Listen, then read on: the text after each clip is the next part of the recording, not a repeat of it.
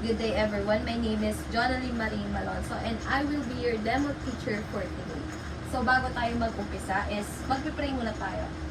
Can someone, Miss Janina, can you pray? Stand. In the name of the Father, the Son, the Holy Spirit, Amen. Our Father who art in heaven, hallowed be thy name, thy kingdom be done on earth as it is in heaven. Give us this day our daily bread and forgive us our trespasses. Deliver us in the Amen. Okay. Ang i-discuss ko ngayon is about pest control. So, ito ang objectives natin. Can someone read?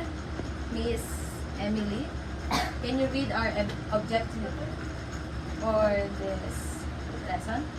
Objectives. Understand and identify various types of pests. To increase awareness and knowledge about the different types of pests. Thank you, Miss Emily. And, ayun nga, yung as... ano ba yan? Sige, kakataan natin. Yun yung here's our objectives. At the end of our lesson is dapat ma-understand natin and ma-identify natin yung different types of pests and to increase awareness and knowledge about different kind of pests. And before that, magkakaroon muna tayo ng activity or energizer na connected sa ating lesson. Ito.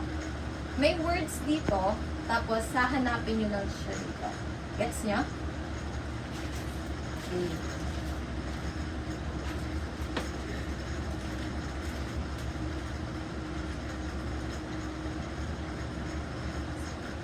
Sino gusto? Ako na. Okay, Miss Janina. You do the honor.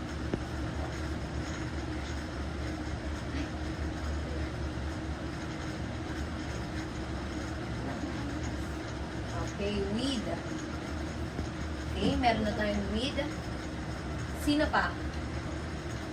Miss Emily. Sige, sulat mo lang ano. Ano yan? Insects. Miss Janina. Rodent. How about Miss Janina? Ganun lang. Go.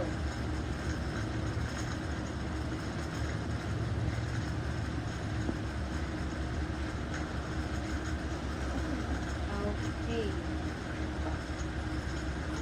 Ano yan?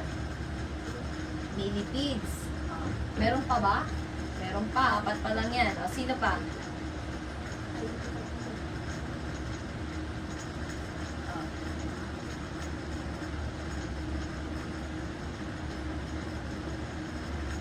Pa. Meron na tayong millipede with insects or rodent. Ito na lang kulang. Miss Janine. Ayan na lang ang kulang.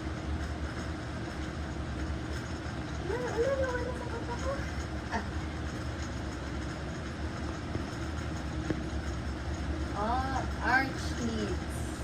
Or canids. Okay. How about Miss Janina? 3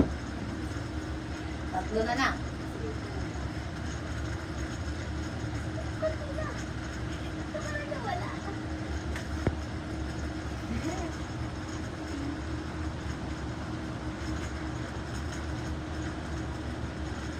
Ano yan?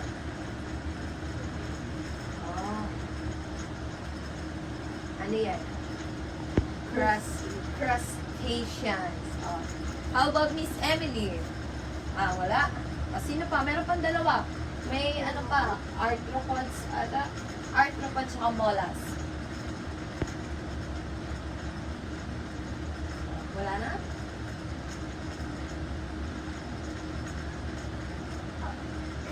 Miss Janine. Arthropods. Nice. Miss Janine, last one. Molas. Thank you. Ang mga hinanap nyo na words dito is connected sa ating lesson. Bali, type siya ng pest or peste. Ayan. Natin kung tama yung mga sagot nyo. Tama naman siguro. Tingin nyo tama? Tama? Tama naman, no? Yes. May kulang ba? Wala naman, no? So, sino may alam sa pest or peste? Ano yung mga ginagawa ng peste? Miss Janina. Naninira ng gamit. Yes. Yung mga, yung mga pest o consider na pest is naninira sila ng gamit. At saka,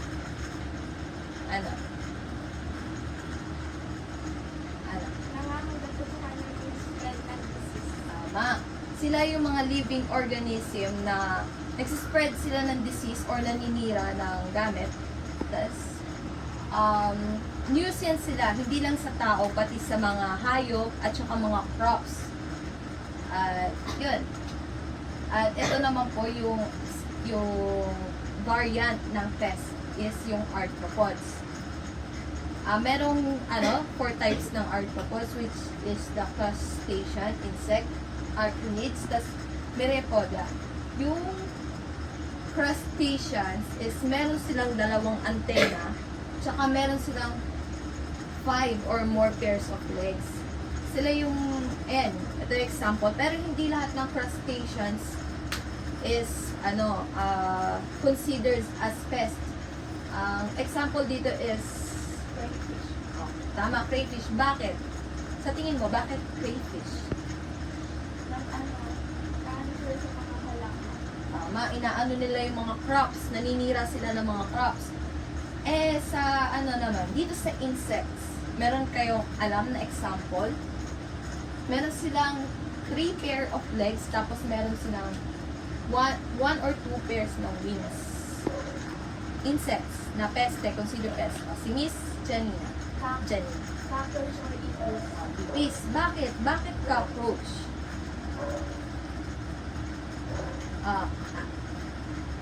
Help? Sino help? Si Miss Janina. Bakit peste ang cockroach?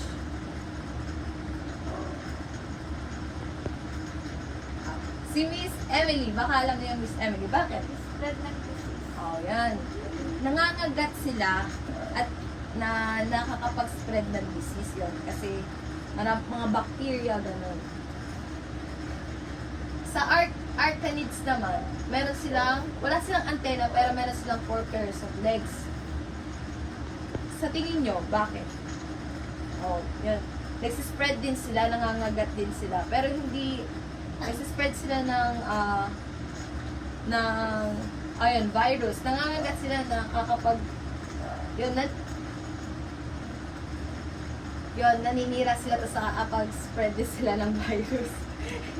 Tapos sa myriapodia, ito yung mga mararaming naman paa, katulad ng millipedes, tapos ito, centipede. Yan yung mga, 4 types ng arthropods na considered na pest. Nasunod naman is yung mollusk. Any idea? Okay. Ito yung mga yung body nila is malambot, tas meron din sila, yung body nila meron din kakayanan na makapag-build ng shell. Pero hindi lahat ng mollusk is merong shell. Katulad nitong slug. Ayan. Consider sila pest kasi pwede silang makapag-spread ng disease, katulad ng skin disease. Tas ito namang snail, bakit siya kinonsider na pest? Tama. Peste sila sa mga malaki rin impact nila sa agricultural. Naninira sila, at the same time, mas mabilis din sila mabilis sila magparami, ganun. Pest nasa art. Ito, weeds naman, may flower, tas grass. Ito, sa tingin nyo, alam nyo to? Yung ragwort? Sige. Ito yung ragwort is, ito yung flower na mabilis dumami siya. Pares sila. At ito is kapag nakain siya ng aso, is pwede siyang magka-liver problem at pwedeng ikamatay ng aso. Tapos ito naman is, meron yun yung mga ano, yung mga dulo niya is, ano siya, matutulis siya at pwede kang, kapag na ano ka dyan, is pwede kang masaktan. Tapos magkaroon din ng skin, basta maano yung skin mo, ganun. Ito po is foxtail, tapos ito naman is ragwort. Sa tingin nyo, mako-considered ba siya ng pest sa, ano, sa mga, sa agricultural, mga farms, gano'n? Yes. Sa tingin, bakit? Nakuha nila yung nutrients. Yes. Mabilis nila dumami, di ba? At the same time, is, agawan nila ng nutrients, yung mga, ano, pananim, ng mga, ano, farmers. Yun. Nutrients as water. Eh, mabilis din sila dumami, kaya, yun, consider sila ng pest ng mga farmers. Rodents, daga, possum, sa stokes. Bakit? Why are they considered as pests? Miss Janina. Nakakasira ng mga tao. Yes, naninira sila ng gamit. Katulad ng mga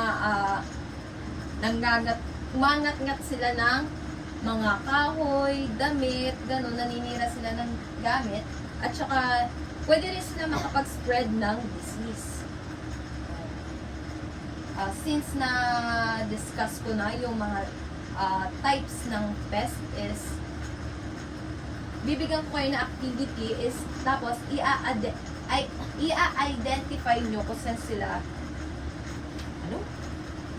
bibigyan ko kayo na activity, tapos papakitaan ko kayo na picture, tapos i-identify nyo kung saan sila belong.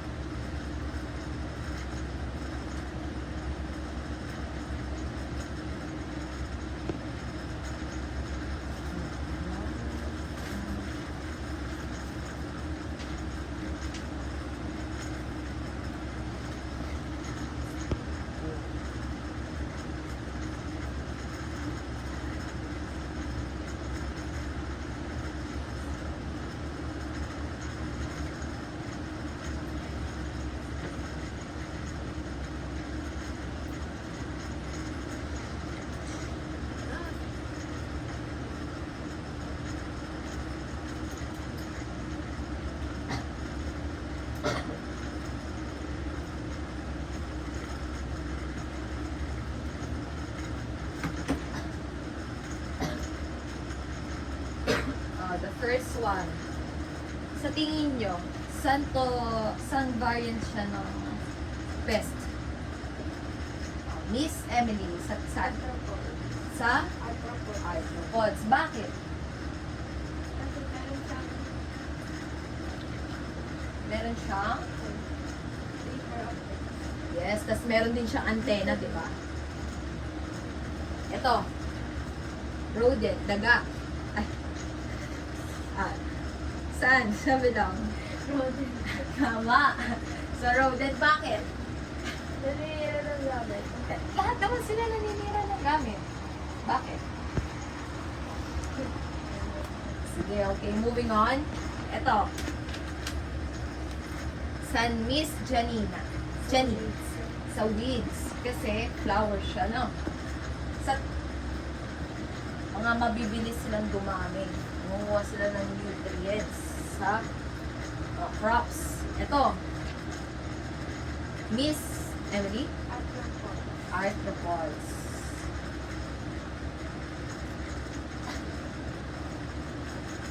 And ito, mollusks.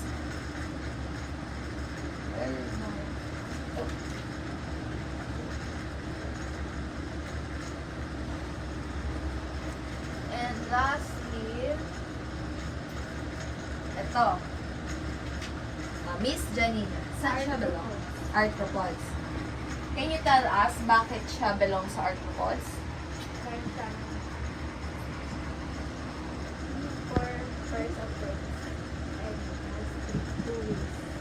Two wings and 3 pairs of legs. Tapos meron din siyang antenna. Ayun. Since alam nyo na yung mga types ng pest is, bago tayo matapos ang klase natin, is bibigyan ko muna kayo ng assignment. Bago yon is, can you tell me ano ang pest? Ano ang pest?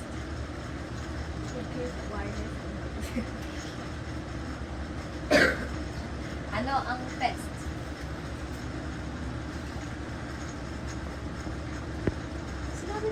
Ano? It is a living organism na nakakasira ng yes, nakakasira sila ng gamit sa spread disease. Ayan. Bago tayo matapos ang klase, meron kayong assignment and you will be passing this tomorrow, okay? Here. Can you read, Miss Emily? Give at least 3 types of pests and explain why were they considered as pests. Okay. Can you, before we end, can you give us one kind of pest? Tapos sabihin mo kung bakit siya considered as pest.